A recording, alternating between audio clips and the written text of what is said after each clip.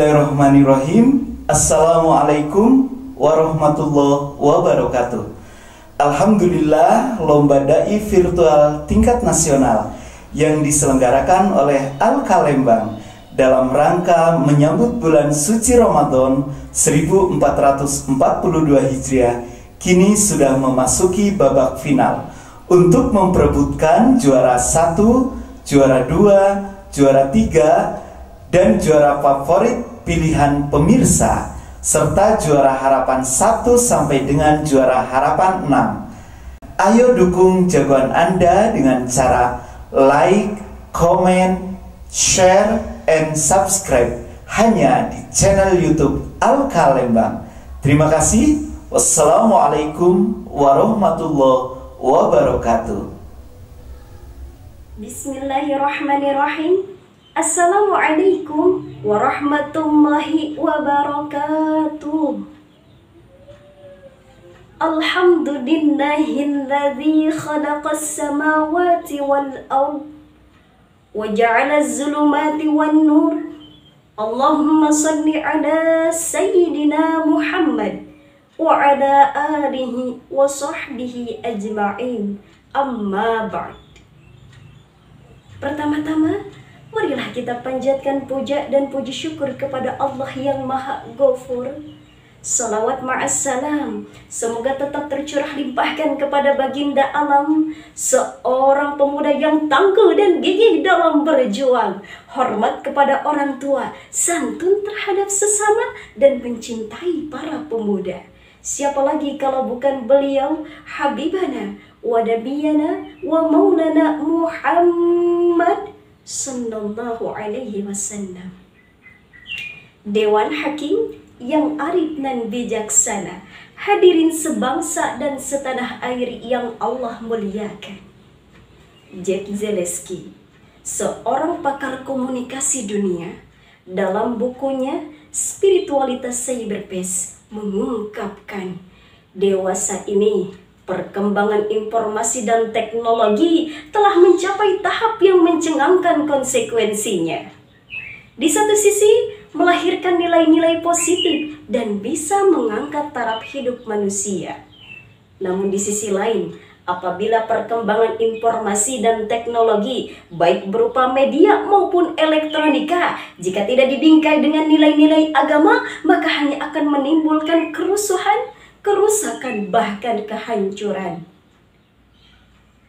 Kini kekhawatiran Jack Zaleski tersebut kian terbukti. Mari kita perhatikan, budaya barat atau peradaban jahiliyah kian merajalela melalui media dan elektronika. Sebagai contoh, banyak tayangan-tayangan kekerasan dan sadis kian merajalela. Tontonan-tontonan magis mitologis semakin membudaya. Bahkan hiburan-hiburan erotis, seksual liberalis semakin makmur, menjamur dan membaur di kalangan masyarakat.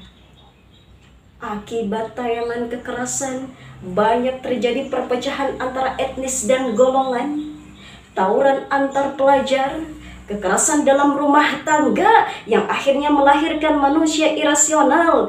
Ayat Al-Quran dipermainkan, bahkan agama diperdagangkan. Na'udzubillahi min dzalik. Demikian hadirin, dampak langsung penggunaan media dan elektronika yang mengabaikan nilai-nilai etika. Lalu, bagaimana pandangan Islam dalam melihat fenomena tersebut? Sebagai jawabannya, Allah berfirman dalam surah Al-Hujurat ayat 6. A'udzu billahi minasyaitonir rajim. Bismillahirrahmanirrahim. Ya ayyuhalladzina amanu ya ja'akum fasiqun binaba'in fatabayyanu an tusibu qauman bijahalatin fatusbihu ala ma fa'altum nadimin. Wahai orang-orang yang beriman, apabila datang kepadamu orang fasik membawa suatu berita, maka perhatikanlah dengan teliti agar kamu tidak membawa musibah kepada suatu kaum yang tidak mengetahui keberadaannya dan membuatmu menyesal atas perbuatanmu itu. Hadirin rahimakumullah. Ayat tersebut mengajarkan kepada kita untuk lebih memperhatikan nilai-nilai moral dan etika dalam menggunakan teknologi baik berupa media maupun elektronika. Namun sayang, yang terjadi saat ini justru sebaliknya. Sebagai bukti, tidak sedikit majalah-majalah yang memamerkan atau memajangkan foto-foto wanita setengah telanjang. Banyak koran-koran yang mengumumkan tempat mesum dan mabuk-mabukan.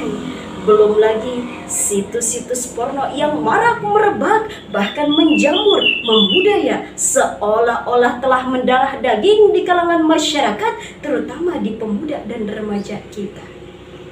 Yang pada akhirnya para pemuda dan remaja kita menjadi terpuruk, mengalami dekadensi moral, terpola menjadi generasi individualisme, liberal, tanpa perasaan salah dan dosa, mengabaikan nilai-nilai agama hingga hidup bebas tanpa aturan. Perzinahan, pornografi, tawuran, dan lagi-lagi narkoba. Lalu, apa yang harus kita lakukan dalam menghadapi persoalan tersebut? Dengan demikian hadirin, orang yang mampu menjaga, melestarikan, dan menjunjung tinggi harkat nilai kemanusiaan, yaitu dengan ilmu dan iman. Sebab hadirin, walaupun kita memiliki otak yang cerdas, pengalaman luas, tapi jika tidak memiliki hati emas, apalagi kalau sampai iman lepas, maka hanya akan tumbuh menjadi orang yang brutal, tidak bermoral, bahkan bisa menjadi jahat. Na'udzubillahi min dzalik. Murtada Mutahari pernah mengatakan, ilmu pengetahuan dan teknologi jika digenggam oleh orang yang tidak beriman, layaknya sebuah pisau yang digenggam oleh orang gila. Ia bisa menebas kemanapun yang ia mau tanpa memperdulikan konsekuensinya. Namun apabila sebaliknya, ilmu pengetahuan dan teknologi digenggam dan dikelola oleh orang yang beriman, maka akan menimbulkan kemaslahatan bukan kemudaratan, akan menimbulkan kesejahteraan bukan kehancuran, akan menimbulkan ketentraman bukan kekacauan. Dengan demikian hadirin, apabila hal tersebut dapat kita aplikasikan dalam kehidupan nyata, maka yang tadinya ilmu pengetahuan dan teknologi disalahgunakan, mengabaikan nilai-nilai etika, menyebarkan budaya-budaya barat jahiliyah, akan tergeser dan tergusur oleh kita yang bisa memanfaatkannya dengan sebaik-baik mungkin. Dari uraian tersebut dapat disimpulkan bahwa teknologi saat ini mulai mengabaikan nilai-nilai etika. Untuk menghadapi persoalan tersebut, kita harus cerdas dalam mengelola agar menjadi maslahat, menjadi sumber kebaikan dan tidak merugikan. Semoga negara kita menjadi negara yang baldatun thayyibatun wa rabbun ghafur. Wallahul mu'afiq ila aqwamit thariq. Assalamu alaikum warahmatullahi wabarakatuh.